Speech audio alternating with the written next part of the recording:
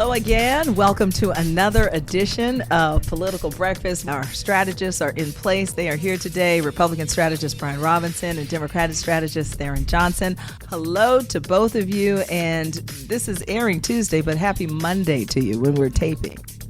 Yeah, and happy primary week for everyone. Is. It creeped up on us, but yeah, it is here for sure. Well, it creeped up on us because nobody's paying attention and because there's not a lot of money being spent in this primary, right? All the attention was on the presidential preference primary earlier in the year. But there's some important stuff on the ballot spread across the state in different places, but no one's really all that excited about it. I think we'll probably have very low turnout for primary day. I was going to say, what's wrong with us? There just is no enthusiasm there. And you don't feel it in the air. You don't see it when you drive by the precincts. It's just nothing. People aren't even talking about it at the water cooler, are they?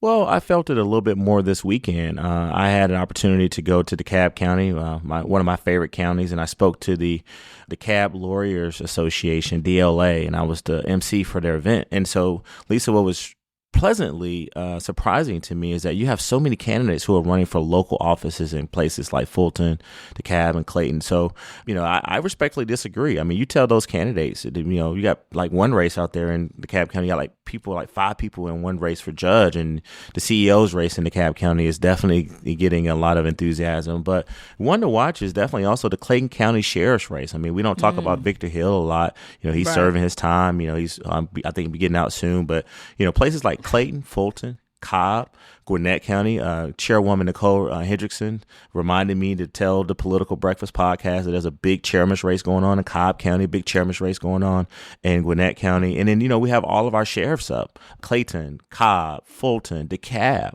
And so while we may not be seeing it in the numbers, and this is a traditional sort of There's primary a lot turnout. At stake, yeah. Yeah, it's a lot at stake. District attorney. I mean, we haven't talked about that. I think District Attorney Fannie Willis probably don't want us talking about her race too much, but also some judges. And then we talked about John Barrow last week and Justice Matthew Pinson as well. So while there's not a lot of turnout, I think that the stakes can be any higher for the Democratic Party, but also the Republican Party as well.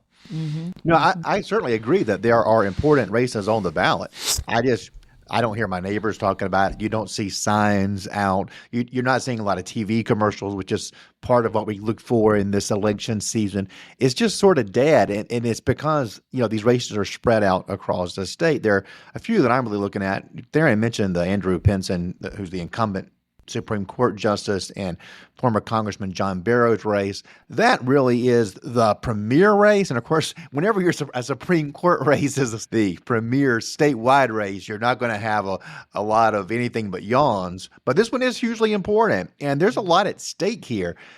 As we discussed before, John Barrow's campaign is about preserving abortion rights, which you're not supposed to campaign on issues in these elections. And of course, he filed a lawsuit and didn't get his way in the court. He's already losing in that battle. And, as I think I posed this to Tharon, I don't know if it was on this show or if it was just when he and I were talking, but what would Democrats be saying if Andrew Pinson was campaigning, promising to find Donald Trump not guilty in the appellate process if he is convicted in a Fulton County court? Their heads would be popping off, and they are creating a slippery slope toward that sort of campaigning for judicial offices if John Barrow gets away with this. Yeah, Lisa, I got a call from the congressman. He said 2 things. One, he thanked me for pushing back on the Republican narrative that what he's doing is so illegal and is so insensible, right? And the second thing he doubled down on is that, look, he knows the law. He has Supreme Court justice decisions. He's got other things. Basically, he's ready, and he's pushed back on this whole notion that what he's doing is illegal. And then this is still pending. I mean, no one has brought any charges against John Barrow. And the last thing is, look, he said he would spare me the financial contribution, Lisa. So my goal was accomplished because I went so hard for him on this podcast. And so, look, let me tell you, I don't want to misquote him. He said, bring it on. He said, if anybody in this state thinks that what he's doing is wrong, bring it on. But the fact that we're talking about it, and you're right, we're taping on the Monday before Election Day. If John Barrow wins this race, I'm going to make a bold prediction. I like to do this on this podcast. This is going to be another key turning point. Like I told you, the Morehouse speech for Joe Biden was going to be a turning point. We'll get to that later. But if John Barrow is able to defeat an incumbent justice that was appointed by a Republican governor using the strategy that he's put in place, then that's going to be tremendous momentum for Democrats going into this year's election and also into 2026. I agree with that analysis. It will be hugely important if John Barrow wins, but it's also going to be hugely important if Andrew Pinson wins, because, the narrative on these judicial races comes out of Wisconsin, where in the last cycle, all of the pro-choice judges won. And it was this big national rah-rah moment for the pro-choice movement. Hey, look, everybody's with us. The public is with us. Well, if Pinson wins here, begins to take some of the helium out of that balloon, starting here in Georgia. And it also will show a lot more engagement and enthusiasm by Republicans this year in the state of Georgia.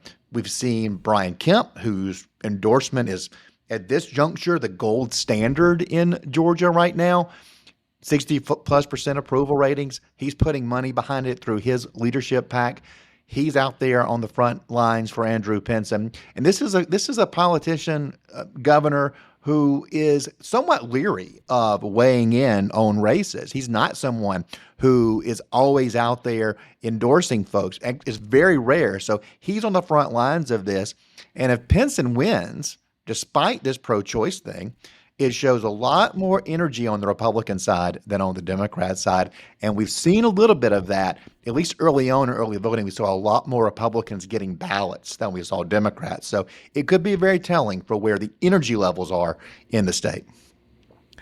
Let me make sure we present this the right way. All right.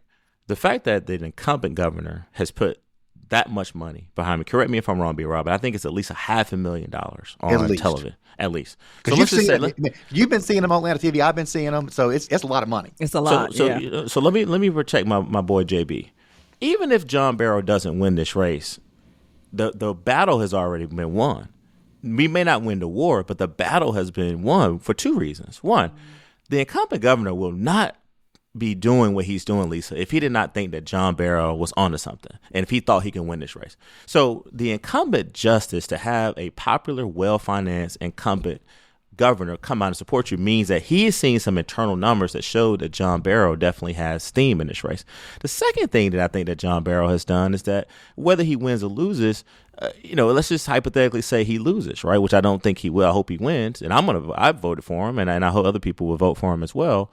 But this is something that this guy has done strategically, and he's earned his opportunity to have this debate. And we can't really have a debate about it, B-Rob, because your guy, Pinson, won't debate my guy, right? He won't even, go into debate. And we've seen what happened, Lisa, to people on the Republican side who refuses to debate folks, i.e. David Perdue.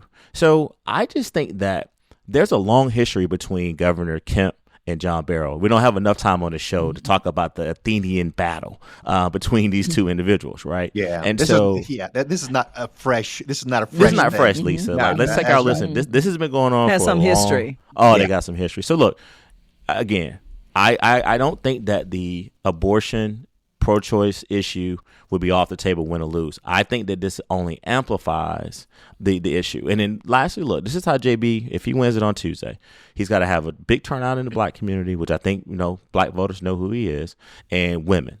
If women know about what he's fighting for, their reproductive rights, their reproductive freedom, abortion right, then I think that that's how he wins. And if he doesn't win, I still think that he has done a good job of amplifying a very, very important issue in our state. Yeah, those two factions seem to be important to everyone. Fani Willis, how is she sitting going into today's race? She's going to win big. That's all I need to say about it. She's going to win big.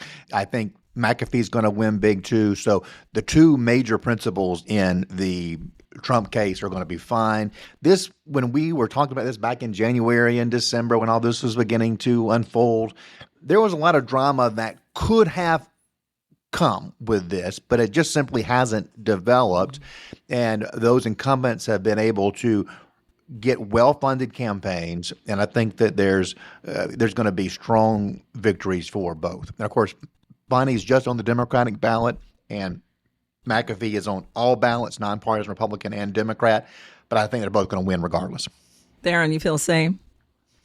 What's been really interesting to me, Lisa, and I've been saying this on this podcast for years, and B-Rob and I, we've been on the side of trying to take out an incumbent, right? Or we've been in a lot of open races before.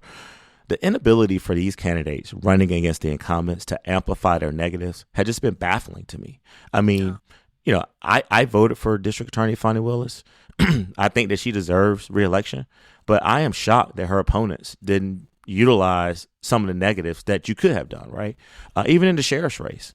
The reason why I think Sheriff Patrick Labatt will be reelected, he'll either get reelected on Tuesday or go to a runoff, is because of the opponent's inability to raise enough money to point out the negatives. And we can just go down the line, Lisa, that the only incumbent it looks like that's getting some financing against him is the race that we just finished talking about, which was Justice Benson. So this should favor the incumbents, unless now we probably will have a couple surprises, but it's just a really weird time right now with voters because, like B-Rob said, in my neighborhood, I don't see that many yard signs. I mean, I don't see that many people on the corners waving signs, and I think I got one knocking at my door. So, I don't know if it's voter fatigue, but the incumbents should have a good day on Tuesday based on their opponent's inability to raise enough money to highlight some of their negatives.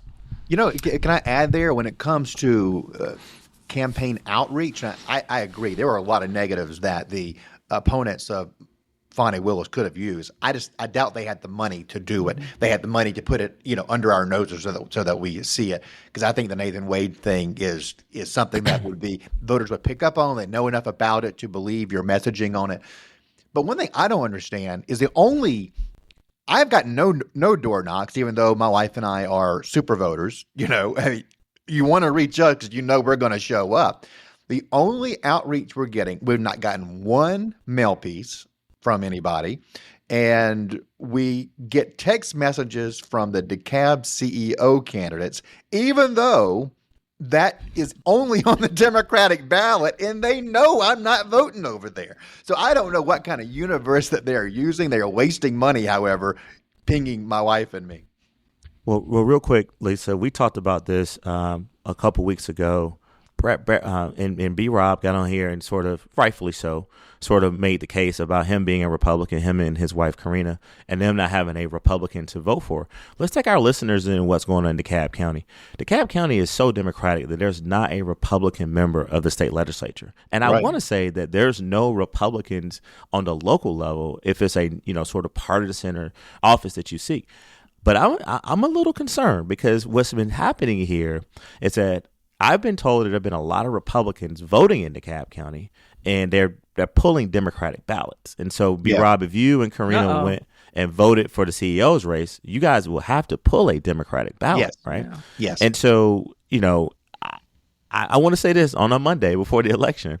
There may be some surprises in DeKalb County because if Republicans are crossing over, and B-Rob, I want you to answer this. I mean, the fact that you have to make a fundamental decision if you're a Republican. I'm going to go in here and pull a Democratic ballot, and that definitely changes your voting history. I mean, someone could say, hey, you're not really a Republican because you actually voted for the Democrat. That's exactly right. So are you hearing that as well? Because I'm hearing that there are a lot of Republicans. And now, when I say a lot, maybe like a few hundred, but it could get up to thousands that are actually voting enough to make a difference, right? Yeah. I'm not hearing a lot there, and it's because my DeKalb focus group is my neighbors, and they're not political people particularly, right?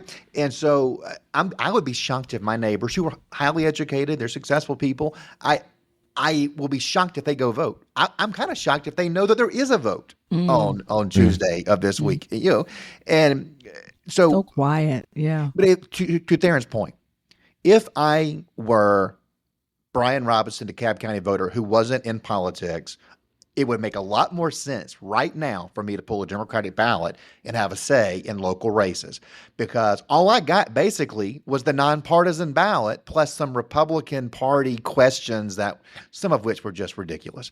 And so there was not much for me to lose by being on the Democratic Party side. But like Tharon said, I can't have that on my record because I don't want to have to explain it later on, right? Tharon probably wouldn't do it either for the same reason, right? We just can't because of what we do for a living. So it would have made a lot more sense. But you got to be a pretty attuned voter, because Tharon and I were talking about this about a month ago, and I live in DeKalb. Tharon has worked for the county, has worked for Michael Thurman. We didn't know until we got our sample ballots that we didn't have a say in the CEO's race. I didn't know it was a partisan race that I didn't have a say in.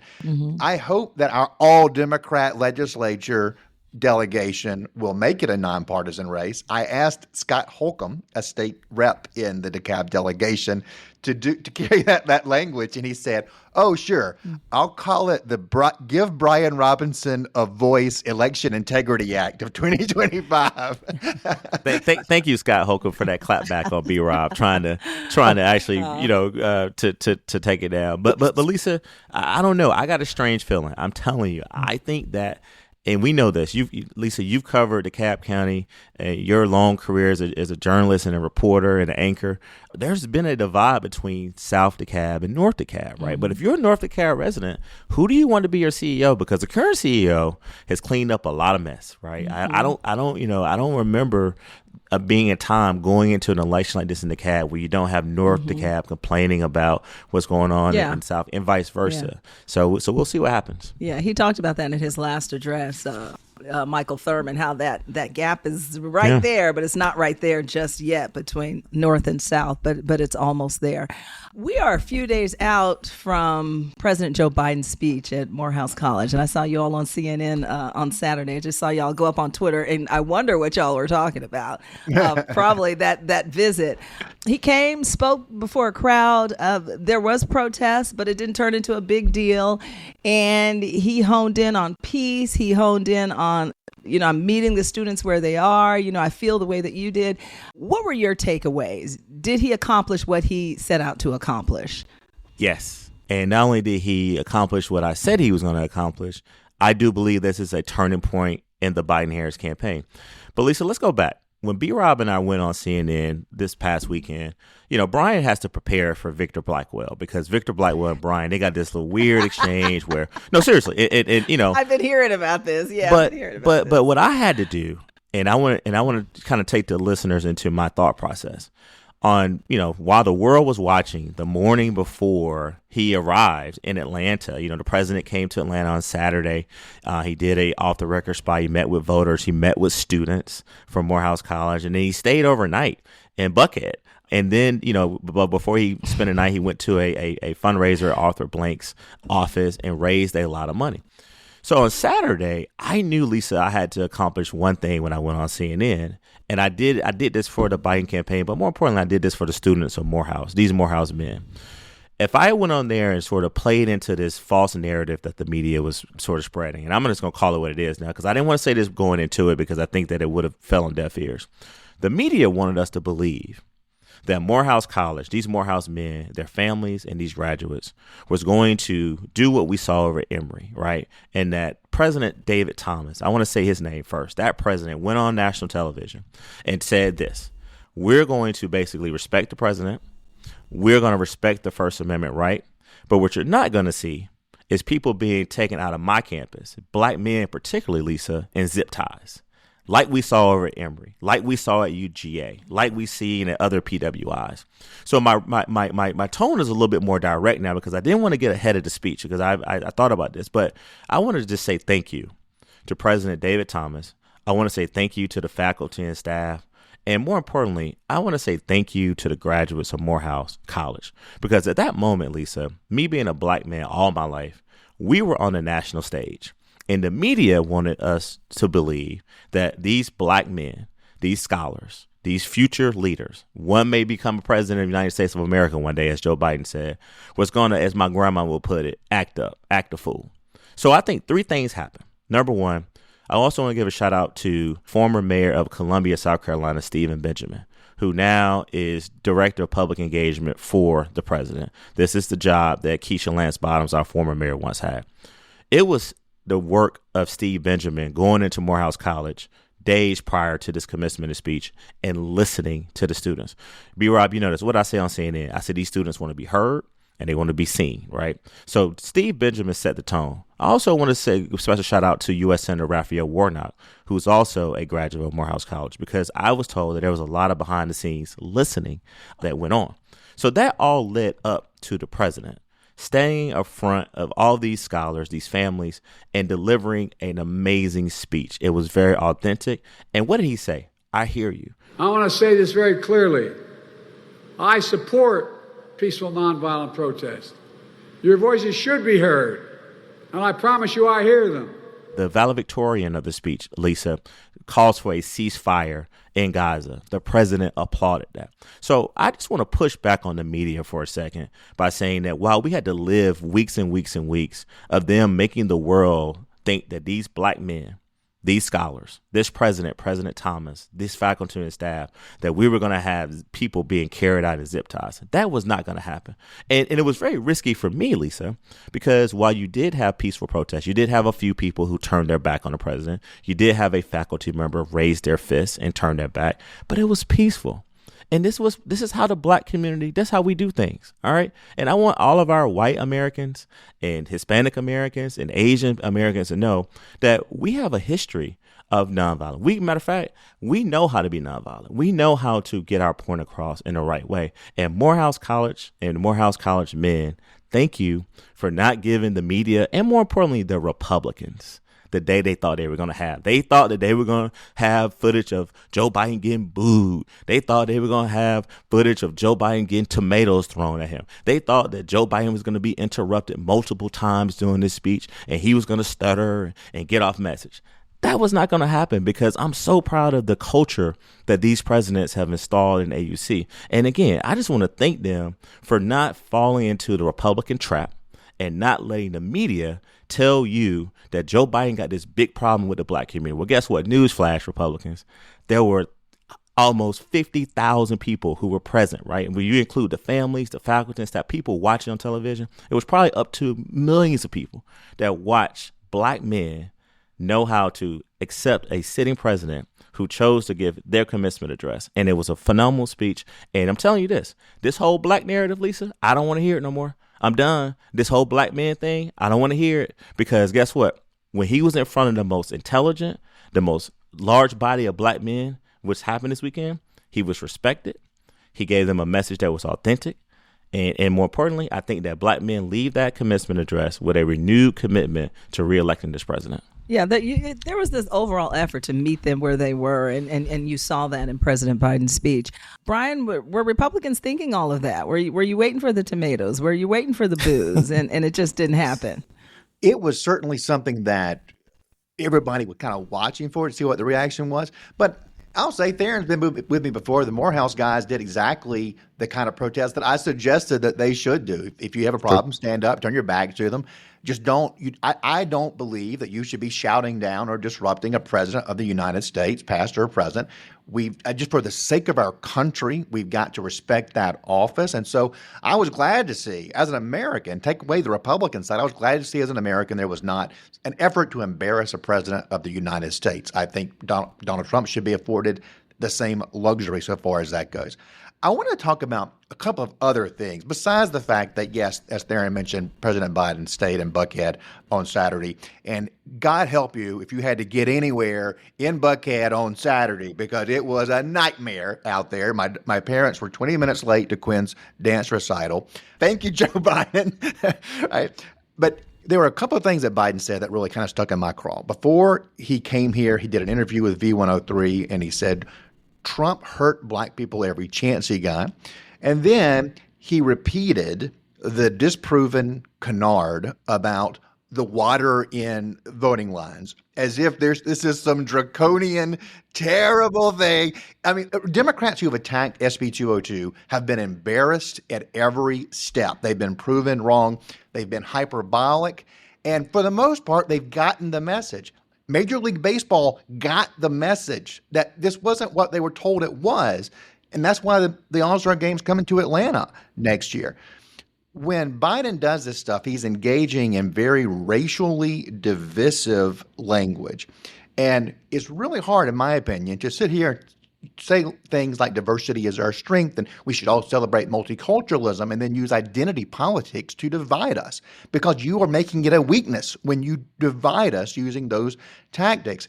So on the substance, I have a real problem with some of the stuff that he said here.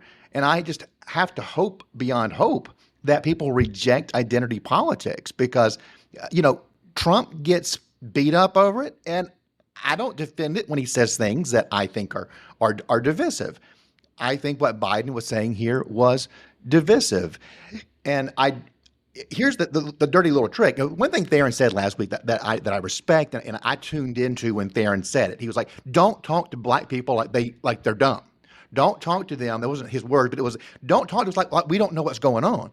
And like black voters know that there's no hurdles to them getting to the ballot box. They support voter ID for absentee ballots just like white Georgians do, because it's a common sense thing we all do.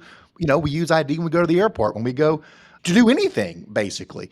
So I think some of this rhetoric that he's using isn't good, not only because it's divisive and hurts him with the middle. Black people know they're being sold a bill of goods. What was so divisive in the messaging, Brian? Give some specifics of what you heard and what he was trying to do in terms of dividing America. Yeah, and I'll try to be short. I know Tharon wants to weigh in here. When he says Trump hurt black people every chance he got, there is nothing empirically to back that up. Donald Trump, as president, whether you like him or not, he did do criminal justice reform. Black unemployment was at the lowest it had ever been during American history. Tharon mentions Biden's support for HBCUs. Donald Trump gave a lot of support to HBCUs as well, and has pointed to that with pride in his post-presidency as well. So this idea that to say that he hurt black people every chance he got, is to portray him as racist without, he was citing things that weren't true. Black people, like all Americans, were much more likely to be able to buy a home during the Trump years because interest rates were lower than they are now. The New York Times had a piece on black Georgia business owners talking about how under Biden it's harder to get business loans because they're so expensive. And that's hurt their expansion opportunities. And that's making them kind of a little iffy on Joe Biden. So it's that kind of stuff. It doesn't add up. What he's saying isn't true. And there's plenty to attack Donald Trump on without making stuff up.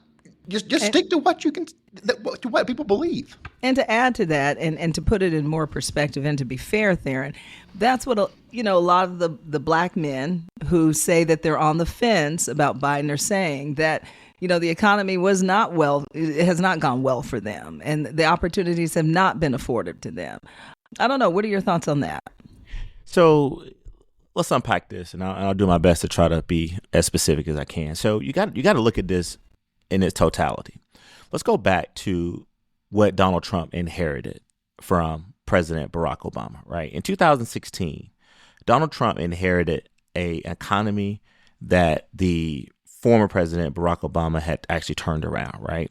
And if you go to the first 2 years of the Trump administration, there was some tax cuts put in place, right? But those tax cuts benefited the wealthy. It did not benefit the middle class. These were all policies that were put in place to benefit billionaires and millionaires, many of whom were Donald Trump's friend. Then you get into the second part of his term, and then you start seeing, things that they were trying to do to give HBCU money. And I think Tim Scott and Cory Booker deserves more credit than Trump. They actually encouraged then President Trump to give more money to HBCUs, and so they so it wasn't like this willingness. He didn't campaign on this 16B, Rob, and you rarely heard Donald Trump talk about anything that black people were going to benefit from. You remember this famous line from him. What do you have to lose? That's all he said, right? But when Joe Biden campaigned, he campaigned on specific things. But this is what the president said on V103, the thing that the comments that Brian are referencing. And look, I encourage the Biden team to not go on V103 and not talk directly to black people. Look, Trump hurt black people every chance he got as president. Black unemployment, insurance rates went up under Trump. He had to, Lisa. You know this. You can't go on V103, which is one of the top stations in our metro area, and be soft when it comes to black people. But what he said, look, Trump hurt black people, and he gave specifics. He talked about black unemployment. While B-Rob likes to give President Trump credit for lowering the unemployment rate for black people, it's been the lowest it's ever been now under this Biden administration. He talked about uninsurance rates went up under Trump. That's true. Where's the lie? He talked about Trump's tax plan reinforced the discrimination. I think the Biden campaign can definitely point out the numbers and how it didn't help black households. He specifically said typical white households got double the cut of the typical black household. That's true. That's one of the things that my wife complains about. Then he talked about COVID-19. And this is where I think Biden really struck a nerve. He said they botched COVID-19 response, leaving black people dead and black-owned businesses shutter. Now, where B-Rob is going to go to here is he's going to talk about what happened in Georgia. Different feeling in Georgia, right? Because we had Governor Kemp who did not close up the state. But everywhere else, B-Rob, everywhere else, the other 49 states, black people died. Black and brown people died because of their limited access to health care, and that you had a president at the time, Donald Trump, who refused to show empathy. And so if I'm going to call it like it is, if the president of the United States went on black radio and just said Trump hurt black people and then give specifics, I'll be with you, B-Rob. I thought, I would say, hey, you got to back that up. I just gave you 6 or 7 topics that where he's going to be able to make the contrast between him and former President Donald Trump.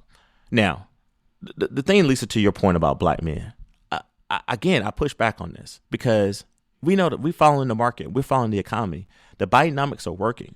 We're seeing the NASDAQ. You're seeing the SP50. All this stuff is coming back up. That means that employers are more willing to employ. That means that they're more encouraged to give bonuses. And so the economy is actually doing better than a lot of people thought it was going to do. What the Biden administration has got to do, they got to talk about more small businesses. They got to talk about more manufacturing jobs. They got to talk about more people, particularly black and brown voters, who are benefiting from this turn in the economy in a good way. And yes, while you still have inflation high, it's not as high as it once was, and it's stabilizing. And we're going to probably have a tax cut rate. So, look, I thought that what the president said was the right thing to do. He had to make a clear distinction about his policies versus the Trump policies. And there are people out there that feel that Donald Trump hurt black people because his rhetoric and his history. This is the same guy who literally tried to destroy the lives of 4 black men, I think 1 Hispanic man in New York, when they were basically falsely accused, they've been exonerated of raping in the Central Park incident that happened, right? This is a guy whose daddy, who was known and prosecuted in lawsuits against him, right? Not prosecuted, but lawsuits were definitely put against him for racial discrimination in the housing practices. And this is something that Donald Trump emulated. I mean, I can go on and on and on about how Donald Trump himself and his policies have been detrimental and hurtful to black people. And you can't just go up there and stand with Lawrence Taylor and have a sort of plotted, organized group of black people say hello to you at Chick-fil-A, and then have Tim Scott say he love you, and now all of a sudden you love black people. You're no. right. So B-Rob, this is what I would say to the Trump people. And I'm not sure if you're talking to them or not. Where's the lie? If Joe Biden lied, then refute everything he just said and show us the numbers. And I guarantee you they won't do that because the numbers will show that Biden has committed more to HBCU, $16 billion, the most out of any president, more than Barack Obama, who was black and didn't go to HBCU, but we expected him to do more, right? But Biden has done that. And so I just think that, look, the Trump campaign is going to probably come back with some leaders, and they're going to find some black men out here to say good things about him. Great. But I think that, back to your point, black voters were smarter than that. We got to look at the numbers. And right when black voters are paying attention, I do think the Biden campaign has got to continue to make this contrast between what they've done policy-wise versus what Trump didn't do. And also look at the administration. Look at the female black judges all across the country that Biden is nominating, and they're on the bench. I mean, this is just all the things that I think that he's going to be able to highlight. It's hilarious to me, and Tharon and I kind of ran into this on CNN Saturday. How much the Chick-fil-A visit just gets under the skin of Democrats. I mean, it just really bothers me. No, because I like Chick-fil-A. I got Chick-fil-A for look, B-Rob, I like Chick-fil-A. I used to represent Chick-fil-A. They were a former client. Shout out to Rodney Buller, who's no longer there. Who every time you would see him, he'd get you a Chick-fil-A card. I'm just saying. Yeah. If you go into a Chick-fil-A, where he went to it on the south, well, it wasn't on the south side. It was near Vine City, right? Vine City, right. For our listeners, which by the way is an impoverished area, has some of the highest gentrification that's going on, some of the lowest test scores you can see in education, right? And shout out to Byron Amos, who's a council member over there, working very hard to push back on some of these negative things that are happening. I'm just saying, B-Rob, don't stage it. Just go in there authentically, but don't have black Republicans be there at the time you visit and they can yell out they love you and all that stuff. I mean, I just think it was not authentic. He could have done it. Yeah. The beauty of all this is we are going to put these theories to the test. Tharon's theories, my theories to the test this year because, like I said, the Trump campaign is going to show up in the black community in Georgia, and we're going to see. There's no way that you can choreograph all of this. We're going to see how it plays out, and when it comes to some of Biden's evidence that he used to say that Trump hurt black people. Yes, Tharon laid out the points that Biden did make. He did make a few points. It is my perspective as a Republican that a lot of those points just don't add up. He was trying. I actually think Tharon did a much better job of making the argument than Biden did on the radio, because when you talk about shuttering businesses, Americans, regardless of race, associate that with Democrats more than they do with Republicans. Because when we look back at, in hindsight, it was Republicans who were saying, enough of this garbage. We're all getting back to work. We're putting our kids back in school. That is how we remember it as a country. So I don't think that line of attack really works for him. Before we quickly wrap today, the GOP convention took place. What was the sentiment like there, Brian, especially, those who are pushing back on Trump as, the Republican nominee?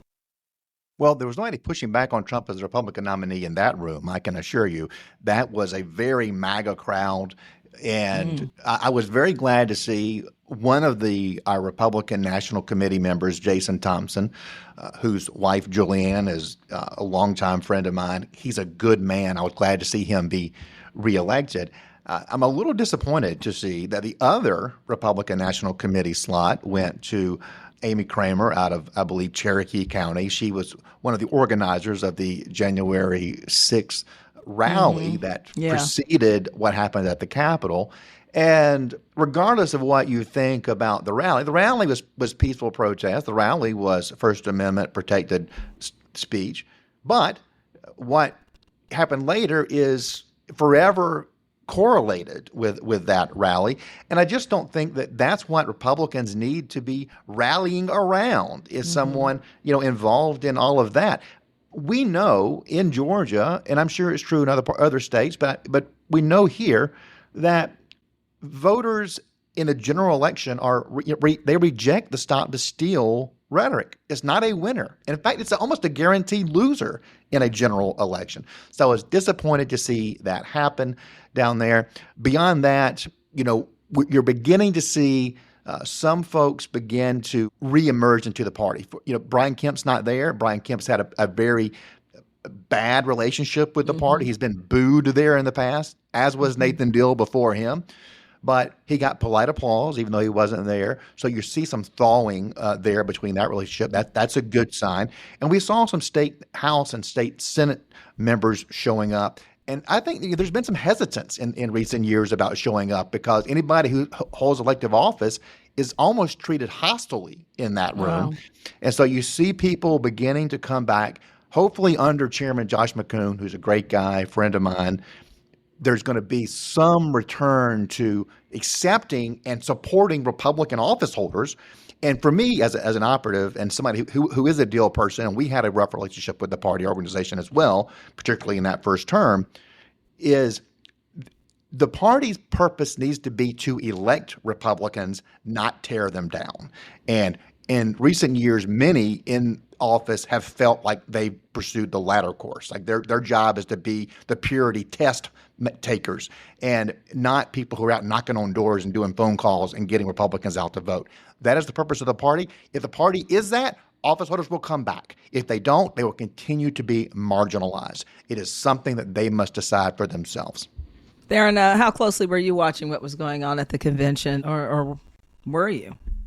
I was actually just really honestly following it more on social media to kind of see what the sort of pre and post response was going to be.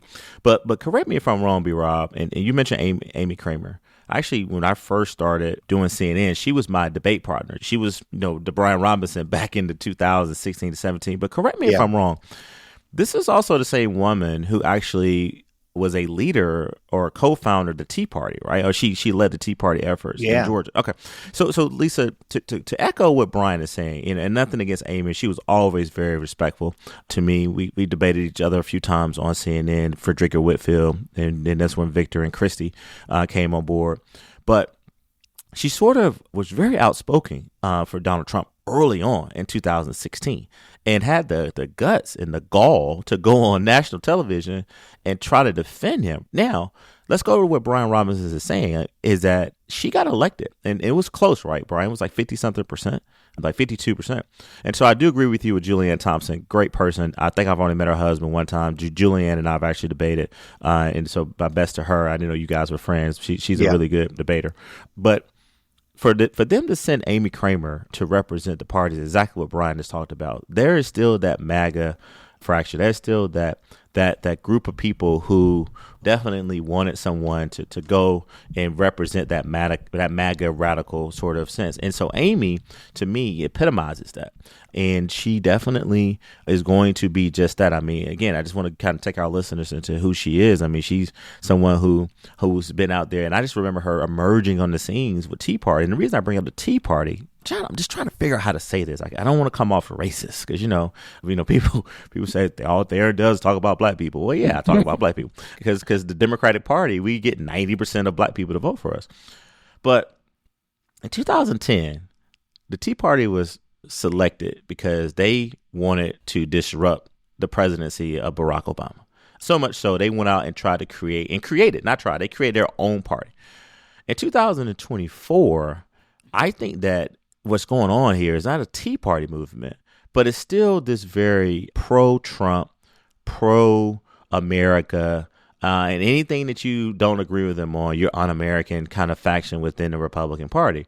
But the fact that you had the leaders not go to the convention was very telling to me. Noting governor wasn't there. None of these high-ranking officials, other than, correct me if I'm wrong, B-Rob, Burt Jones, I think was maybe the only constitutional officer that showed up. Did someone else show up? John King was there. So John King, who definitely is respected on both sides. And so, look, Lisa, the other thing that happened is that Kelly Loeffler also, I guess, made her case, right, B-Rob? It made her case about some of the work that she's doing, and it's been rumored that she's definitely going to run for something. And I want to say this. I said it on TV. I said it on the podcast.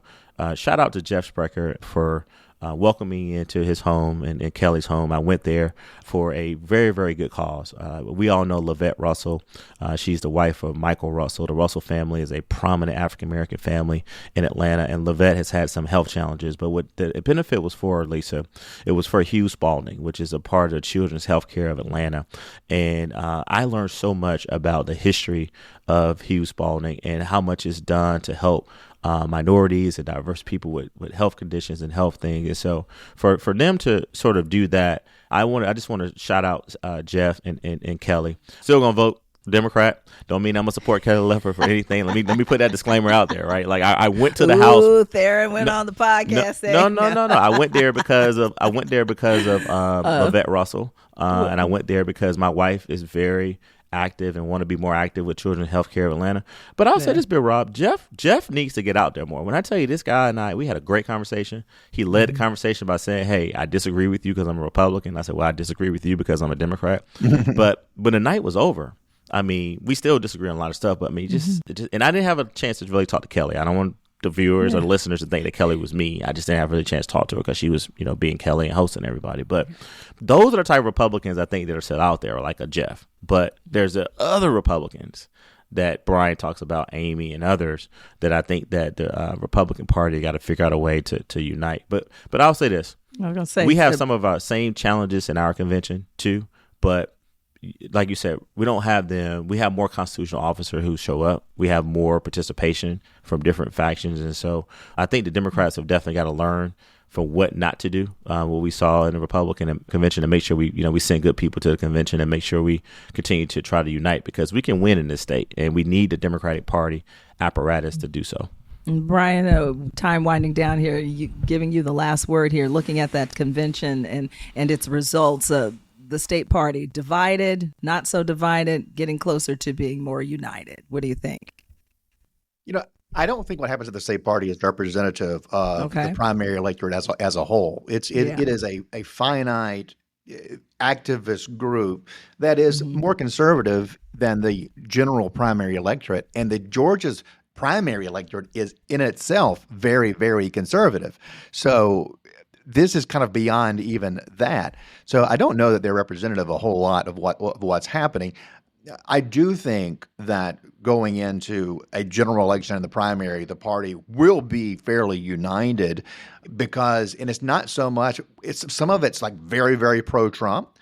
Some of it is very, very anti-Biden, and Trump just happens to be the guy on the other side. So I do think going into the general election, you're going to see a united Republican Party. And look, we're seeing that reflected in the polling numbers that we've seen. Trump's had a consistent lead here going back into 2023. And there's just, I keep waiting. Like we keep saying, like, it's early, it can change. But if these numbers begin to hold into the summer, you're going to see them begin to congeal. So I think what that says from the outside is the party is fairly united.